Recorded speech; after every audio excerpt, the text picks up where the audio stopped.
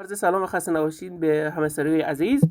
بچه‌ها دوباره کد مرس رو آوردم براتون. کسایی که نمیدونن، خب هنوز بعضی واقعا نمیدونن کد مرس چجوری کار میکنه. بچه‌ها نگاه کن، این وسط بزنین چنین قرمز میشه. خب بعد اینجا میتونید کد مرس رو وارد کنین.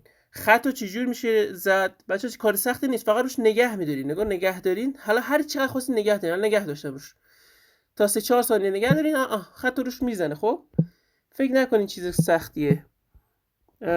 کد مرس بچه امروز خب 2 تا خطه میشه ام. بچه ببخشید که اینترنتم مشکل خورد. خب 2 تا خط باید بزنیم که میشه ام. حالا هنوز اینترنتم مشکل داره. 2 تا نقطه، یه خط، یه نقطه، یه نقطه فقط ای، یه نقطه، خط، نقطه. بچه همونجور که روی صفحه دیدین کدش اینه. شما راحت میتونین بزنین. کدش مال هفته تیر پنجشنبه و به راحتی شما میتونین بزنین.